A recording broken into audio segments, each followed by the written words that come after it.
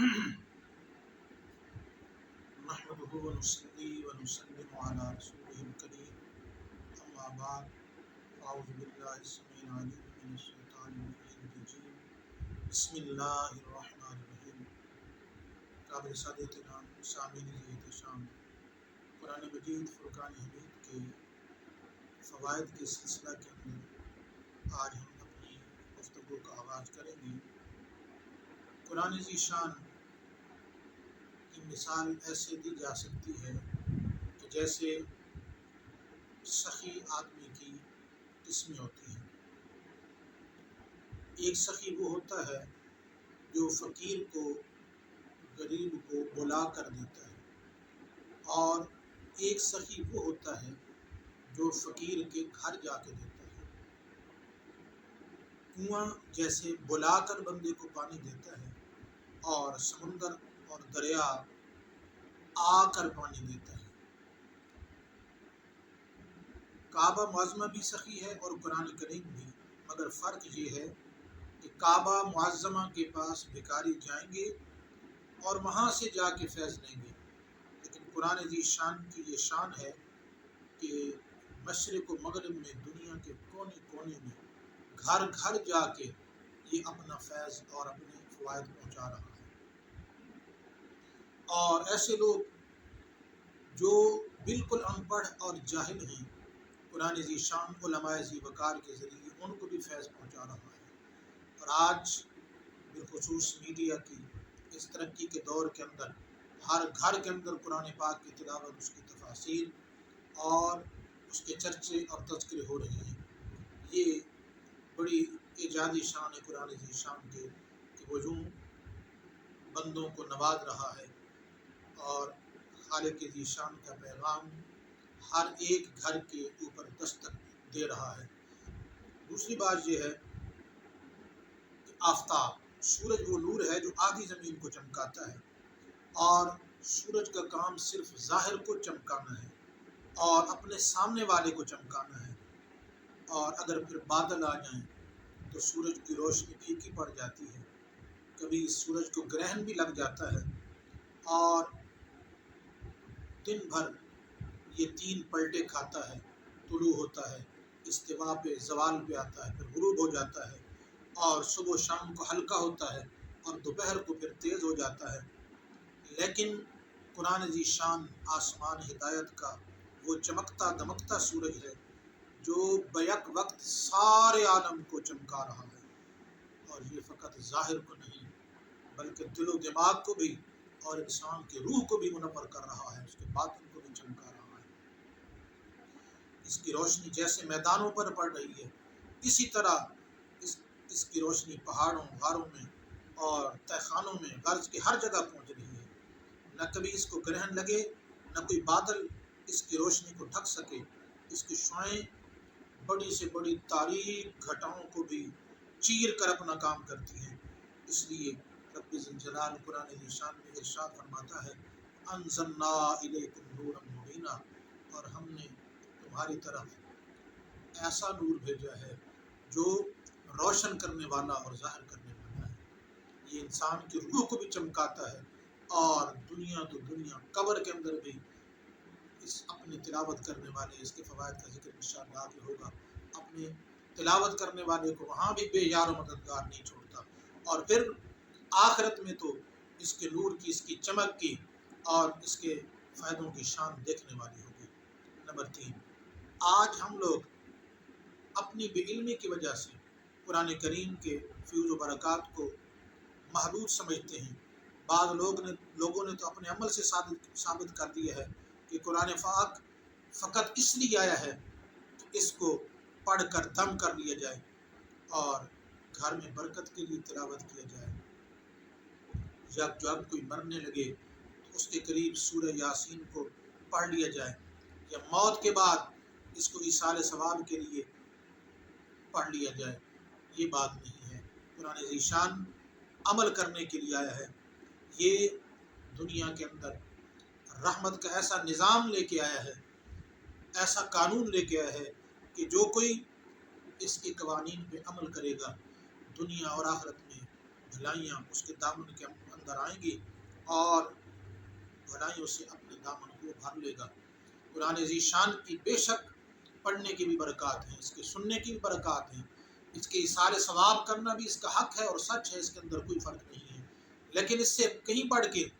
اللہ نے اپنے محبوب عزیز شان کو یہ تحفہ اور ہدیہ اس لیے عطا فرمایا ہے کہ اس کے پیارے بندے، اس کے محبوب کریم رؤوف رحیم علیہ السلام کی امتی اس پر عمل پیرا ہو کے اپنی دنیا کو بھی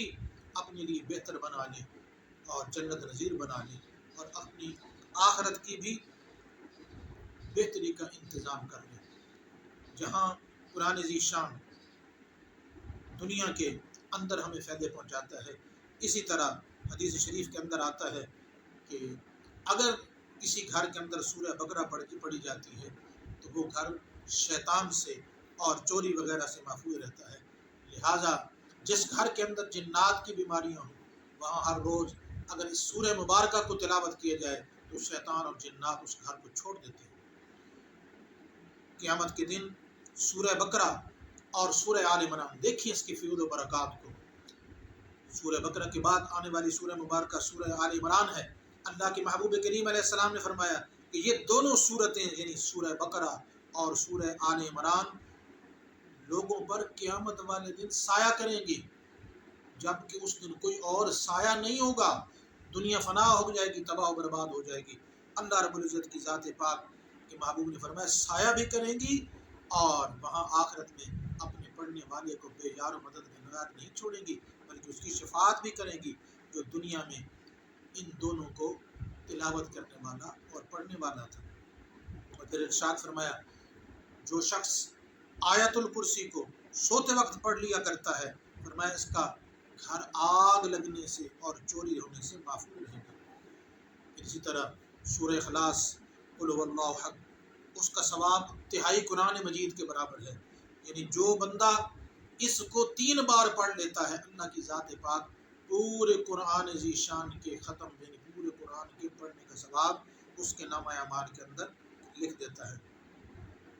اللہ کے محبوب کریم علیہ السلام ارشاد فرماتے ہیں کہ جو شخص قرآن پاک کا ایک حرف پڑھے اس کو 10 نیکیوں کے برابر نیکیاں ملتی ہیں۔ یہ بھی خیال رہے کہ الف لام میم ایک حرف نہیں بلکہ الف لام اور میم یہ 3 حروف ہیں، لہٰذا فقط اتنا پڑھنے سے یعنی الف لام میم اتنا پڑھنے سے بندے کو 30 نیکیاں مل جاتی ہیں۔ اور یہ بھی میں آپ کو عرض کر دوں کہ جو شخص قرآن پاک پڑھتا ہے اور اس پر عمل کرتا ہے، اللہ کے محبوب عزیز شان ارشاد فرماتے ہیں اس کے ماں باپ کو قیامت والے دن ایسا تاج پہنایا جائے گا جس کی چمک آفتاب سے بھی کہیں بڑھ کر ہوگی۔ اور پھر ارشاد فرمایا قرآن پاک دیکھ کر پڑھنے میں 2 ثواب ملتا ہے اور بغیر دیکھ کر پڑھنے میں 1 ثواب۔ کیوں؟ اس لیے کہ جب بندہ اس کو دیکھتا ہے دیکھنے کا بھی ثواب ہوتا ہے۔ قرآن پاک یہ ایسی کتاب ہے کہ فقط تک لینا بھی، اس کے الفاظ کو دیکھ لینا بھی ثواب اور اجر کا کام ہے۔ اور ارشاد فرمایا قرآن پاک کی تلاوت اور موت کی یاد دل کو اس طرح صاف کر دیتی ہے جیسے زنگ آلود لوہے کو سیکل، یعنی رگمال کے ذریعے سے لوہے کو سیکل کر دیا جاتا ہے، اس کا زنگ دور ہو جاتا ہے، اسی طرح دلوں کے زنگ کو قرآن پاک کی تلاوت دور کر دیتی ہے۔ اور ارشاد فرمایا جو شخص ہر رات سورہ واقعہ پڑھے گا انشاءاللہ کبھی اس کو فاقہ نہیں ہوگا، یعنی اس کے گھر کے اندر فقر نہیں آئے گا، تنگ دستی نہیں آئے گی، غربت نہیں آئے گی۔ اور ارشاد فرمایا سورہ الف لام میم التنزیل پڑھنے والا جب قبر میں پہنچتا ہے تو یہ سورت اس طرح اس کی شفاعت کرتی ہے کہ اللہ اگر میں تیرا کلام ہوں تو اس کو بخش دے، ورنہ تو مجھے اپنی کتاب سے نکال دے۔ اور میت کو اس طرح ڈھک لیتی ہے جیسے چڑیا اپنے پروں سے اپنے بچوں کو اور ڈھک لیتی ہے، اسی طرح یہ سورہ مبارکہ بندے کو عذاب الہی سے محفوظ رکھتی ہے، بچاتی ہے۔ اسی طرح سورہ ملک کے اندر سورہ ملک کے بارے میں اللہ کے محبوب کریم علیہ السلام نے ارشاد فرمایا کہ جو کوئی بندہ اس سورت کو پڑھ لیتا ہے فرمایا یہ منجیہ ہے، یہ نجات دلانے والی ہے عذاب قبر سے، بندے کو عذاب قبر سے بھی محفوظ رکھے گی اور قیامت والے دن اللہ کی بارگاہ کے اندر وہ شفاعت کرے گی۔ اسی طرح فرمائے جو کوئی شخص سورہ یاسین کو اول دن یعنی دن کے پہلے حصے کے اندر دوپہر سے پہلے پڑھ لیتا ہے، اللہ تعالیٰ کی ذات پاک اس دن کی اس کی حاجات کو جتنی بھی جائز حاجات ہوتی ہیں اللہ تعالیٰ پوری فرماتا ہے۔ اور فرمایا سوتے وقت قل یا ایھا الکافرون، اب اتنی بڑی صورت نہیں ہے، چھوٹی سی صورت ہے، کتنا وقت لگتا ہے اس میں؟ فرمایا سوتے وقت اگر کوئی بندہ سورہ قل یا ایھا الکافرون پڑھے انشاءاللہ اللہ تعالیٰ اس کو کفر سے محفوظ رکھے گا اور اس کا خاتمہ بالخیر ہوگا، ایمان پر خاتمہ ہوگا۔ اور فرمایا سورہ فلق قل اعوذ برب الفلق اور سورہ الناس قل اعوذ برب الناس دونوں قرآن پاک کی آخری صورتیں ہیں۔ فرمایا اس دونوں صورتوں کو پڑھنے سے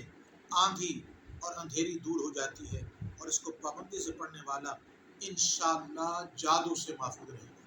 آج ہر بندہ اسی شکایت کو لے کے بیٹھا ہوا ہے کہ میرے اوپر جادو کر دیا گیا ہے۔ اگر کوئی بندہ پابندی کے ساتھ ان دو صورتوں کو خاص طور پہ رات کے وقت پڑھ لیتا ہے اور ہر نماز کے بعد پڑھ لیتا ہے، اللہ رب العزت کی ذات پاک ان کی برکت سے انشاءاللہ اس کو جادو سے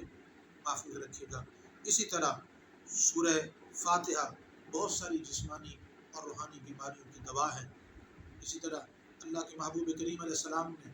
اور بھی بہت ساری قرآن کی آیات اور صورتوں کے فضائل بیان فرمائے ہیں جن کا تذکرہ حسب موقع انشاءاللہ ان کی تشریح اور تفسیر کے موقع پہ عرض کر دیا جائے گا۔ اللہ رب العزت ہمیں قرآن مجید فرقان حمید کے کی برکات، اس کے فائدہ و ثمرات کو اپنے دامن میں سمیٹنے کی توفیق نصیب فرمائے۔ وما علیہ